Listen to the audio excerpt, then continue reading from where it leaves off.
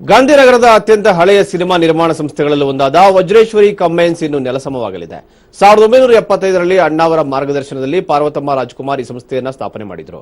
ಈ ವಜ್ರೇಶ್ವರಿ ಕಂಬೈನ್ಸ್ ಸುಮಾರು 80 ಚಿತ್ರಗಳನ್ನು ವಿತರಣೆ ಮಾಡಿದೆ ಹಾಗೂ 87 ಚಿತ್ರಗಳನ್ನು ನಿರ್ಮಾಣ ಮಾಡಿದೆ.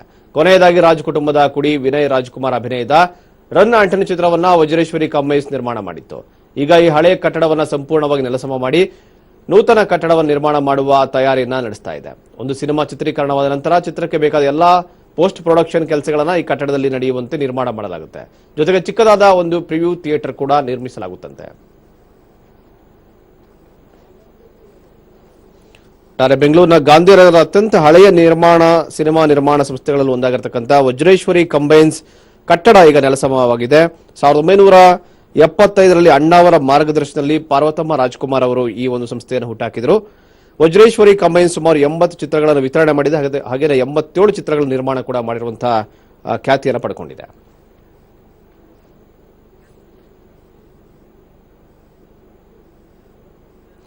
ಈ ಕುರಿತು ಸ್ಥಳದಲ್ಲಿ ನಮ್ಮ ಪ್ರತಿನಿಧಿ ಆರ್ಕೇಶ್ ಒಂದು ವಾಕ್ತೃ ನಡೆಸಿದ್ದಾರೆ. ಬನ್ನಿ ಅದನ್ನು ನೋಡೋಣ.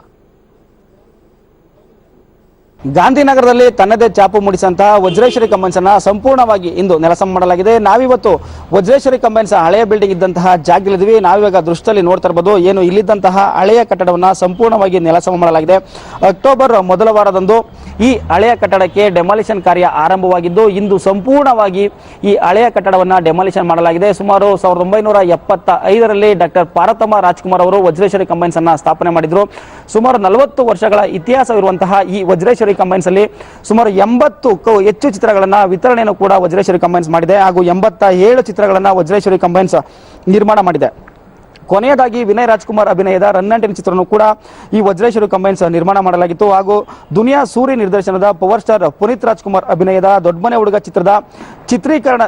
ಚಿತ್ರದ ಸಂಪೂರ್ಣ ಎಡಿಟಿಂಗ್ ಕೆಲಸವನ್ನು ಕೂಡ ವಜ್ರೇಶ್ವರಿ ಕಂಬೈನ್ಸ್ ನಲ್ಲೇ ಮಾಡಲಾಗಿತ್ತು. ಹಾಗಾಗಿ ದುನಿಯಾ ಸೂರಿ ಅವರಿಗೂ ಕೂಡ ಈ ವಜ್ರೇಶ್ವರಿ ಕಂಬೈನ್ಸ್ ಅಂದ್ರೆ ಒಂದು ಕಡೆ ಪ್ರೀತಿ ವಿಶ್ವಾಸವೂ ಕೂಡ ಇತ್ತು. ಈಗ ವಜ್ರೇಶ್ವರಿ ಕಂಬೈನ್ಸ್ ಬಿಲ್ಡಿಂಗ್ ಅನ್ನ ಹೊಡೆದಾಕಿರೋದ್ರಿಂದ ಕೆಲವು ಅಭಿಮಾನಿಗಳಲ್ಲಿ ಒಂದು ನಿರಾಸೆ ಕೂಡ ಉಂಟಾಗಿದೆ. 40 ವರ್ಷಗಳ ಇತಿಹಾಸವಿದ್ದಂತಹ ವಜ್ರೇಶ್ವರಿ ಕಂಬೈನ್ಸ್ ಹೊಡೆದಾಕಿರೋದು ಹಲವು ಅಭಿಮಾನಿಗಳಲ್ಲಿ ಒಂದು ನಿರಾಸೆಯನ್ನ ಉಂಟು ಮಾಡಿದೆ.